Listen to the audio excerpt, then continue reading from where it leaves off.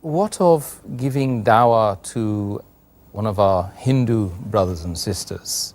As far as dawah to Hindus are concerned, again the same master key. Surah Imran, chapter 3, verse number 64. Ta'alaw ila kalmatin sawa'im bainana wa bainakum. Come to common terms as between us and you. Which is the first term? Allah na'budu illallah. That you worship none but one Allah subhanahu wa ta'ala. When we ask any Hindu, any common Hindu, how many gods do you believe in? Some will say 3, some will say 100, some will say 1,000, while others will say 33 crores, 330 million. But when we ask this question to a learned Hindu who is well versed with his religious scriptures, he will say that a Hindu should believe and worship only one God. But the common Hindu, he believes in the philosophy of pantheism. Pantheism means the common Hindu believes that everything is God. The tree is God, the sun is God, the moon is God, the human being is God, the snake is God. What we Muslims believe, that everything is God's, G-O-D with an apostrophe S. Everything belongs to God. The sun belongs to God, the moon belongs to God, the tree belongs to God, the human being belongs to God, the snake belongs to God. So the major difference between the Muslims and the Hindus is, the common Hindu believes that everything is God. What we Muslims believe is everything is God's, G-O-D with an apostrophe S. So major difference is the apostrophe S. If we can solve this difference of apostrophe S, the Hindus and the Muslims will be united. How do you do it? Ta'alaw ila kalmatin sawa'im bainana wa bainakum. Come to common terms as between us and you. When we read the religious scriptures of the Hindus, it's mentioned in the Chandogya Upanishad, chapter number 6, section number 2, verse number 1. Ekam evidityam. God is only one without a second. It's mentioned in the Svetara Upanishad, chapter number 6, verse number 9. Nachasti kasij, janitana chadipa. Of him, there are no lords. He has got no parents. Almighty God has got no superior. He has got no mother. He has got no father. It's mentioned in the Svetara Upanishad, chapter number 4, verse number 19. Na tasya pratima asti. Of that God, there is no pratima. Pratima is a Sanskrit word which means Almighty God has got no images. He has got no photograph. He has got no sculpture. He has got no painting. Almighty God is without any pratima. And the most common book read by the Hindus is Bhagavad Gita. It's mentioned in Bhagavad Gita, chapter number 7, verse number 20. All those whose intelligence has been stolen by material desires, they worship demigods.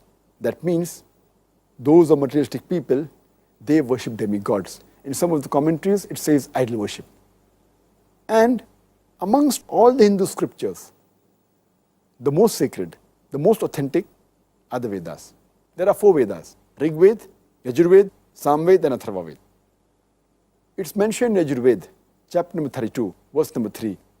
Na tasya pratima asti. Of that God, there is no pratima. Pratima, as I mentioned earlier, means Almighty God has got no images. He has got no sculptures. He has got no photograph. He has got no painting. All these do not belong to Almighty God. And it's mentioned in Yajurveda, chapter number 40, verse number 8. Almighty God is imageless and pure. It's mentioned in Yajurveda, chapter number 40, verse number 9. Andhatma pravishanti ya asambhuti vipaste. Andhatma, Sanskrit word, meaning darkness. Pravishanti means entering. It means they are entering darkness, those who worship the asambhuti. Asambhuti means the natural things like fire, water, air. And the verse continues, they are entering more in darkness, those that worship the sambhuti. Here, sambhuti means the created things like table, chair, idol, etc.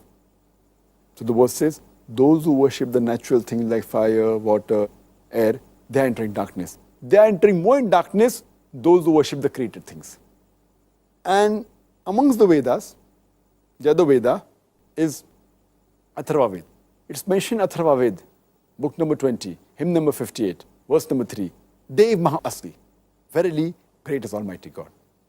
And amongst all the Vedas, the most authentic, most sacred is the Rig Veda. It's mentioned in Rig Veda, book number 1, hymn number 164, verse number 46.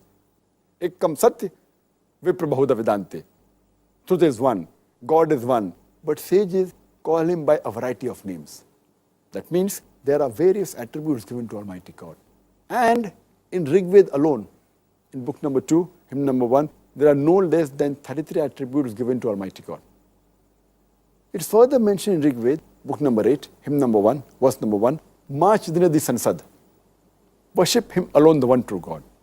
It's mentioned in Rig Veda, book number 6, hymn number 46, verse number 16. Ya ek it mushtihi. There's only one God, praise him alone.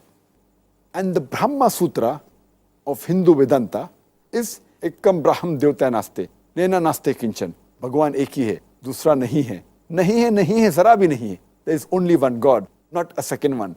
Not at all, not at all, not in the least bit. So in this way, by doing comparative study, coming to common terms, we can convince a Hindu from his scriptures that they should only believe in one God. That's Tawheed. And get him closer to Allah subhanahu wa ta'ala. And for more details, I've given a talk on similarities between Islam and Hinduism. And I've proved the various similarities about various aspects. And in that way you can, based on the verse of the Quran, Ta'alaw ila kalmatin sawa'im bainana wa bainakum. Come to common terms as between us and you. I just spoke